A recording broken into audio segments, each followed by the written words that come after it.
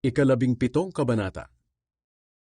Ang pagbabagong anyo ni Jesus.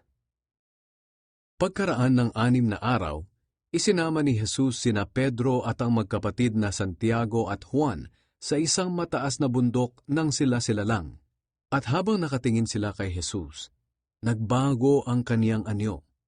Nagliwanag na parang araw ang kaniyang mukha, at ang damit niya ay naging puting-puti na parang liwanag. Bigla nilang nakita sina Moises at Elias na nakikipag-usap kay Jesus.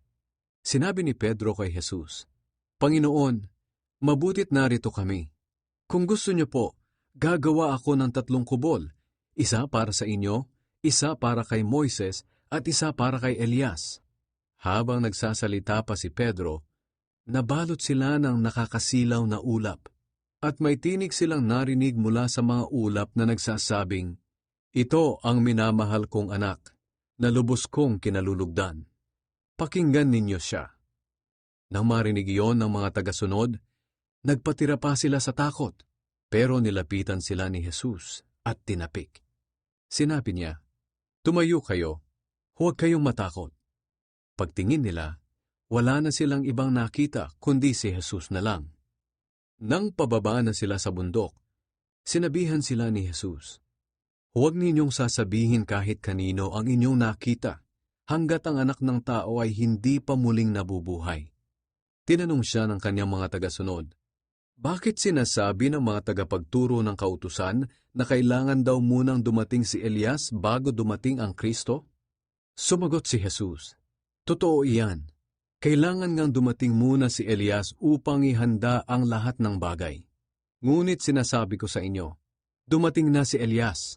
Kaya lang hindi siya nakilala ng mga tao at ginawa nila ang gusto nilang gawin sa kanya. Ganyan din ang gagawin nila sa akin na anak ng tao. Pahihirapan din nila ako." At naunawaan ng mga tagasunod niya na ang tinutukoy niya ay si Juan na tagapagbautismo. Pinagaling ni Jesus ang batang sinasaniban ng masamang espiritu. Pagbalik ni na Jesus sa kinaroroonan ng maraming tao, lumapit sa kanya ang isang lalaki. Lumuhod ito sa kanyang harapan at sinabi, "Panginoon, maawa po kayo sa anak kong lalaki. May epilepsya siya at grabe ang paghihirap niya kapag sinusumpong. Madalas siyang matumba sa apoy at madalas din siyang mahulog sa tubig. Dinala ko siya sa mga tagasunod niyo, pero hindi po nila mapagaling." Sumagot si Jesus, "Kayong henerasyon ng mga walang pananampalataya at baluktot ang pag-iisip. Hanggang kailan ba ako magtitiis sa inyo? Dalhin niyo rito ang bata." Sinaway ni Jesus ang masamang espiritu at lumabas ito sa bata. At gumaling ang bata noon din. Nang sila-sila na lang, lumapit kay Jesus ang mga tagasunod niya at nagtanong, "Bakit hindi po namin mapalaya sa masamang espiritu?" Sumagot si Jesus, "Dahil mahina ang pananampalataya ninyo. Sinasabi ko sa inyo ang totoo.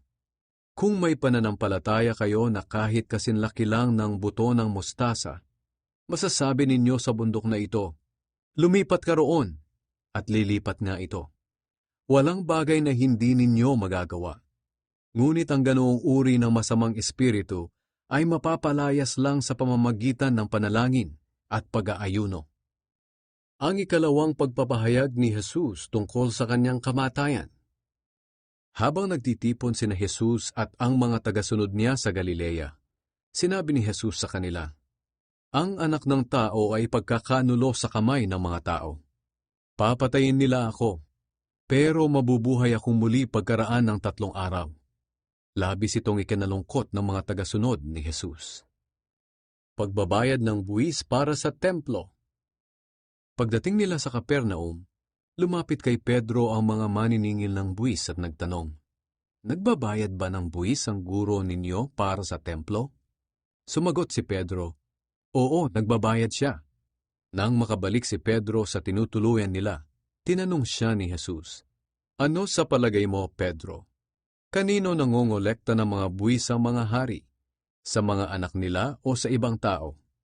Sumagot si Pedro, "Sa ibang tao po." Sinabi ni Jesus, "Kung ganoon, nangangahulugan na hindi kailangang magbayad ng buwis ang mga anak.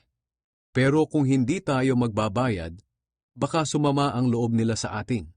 Kaya pumunta ka sa lawa at mamingwit. Ibuka mo ang bibig ng unang isdang mahuhuli mo at makikita mo roon ang perang sapat na pambayad sa buwis nating dalawa. Kunin mo ito at ibayad sa mga nangongolekta ng buwis para sa templo.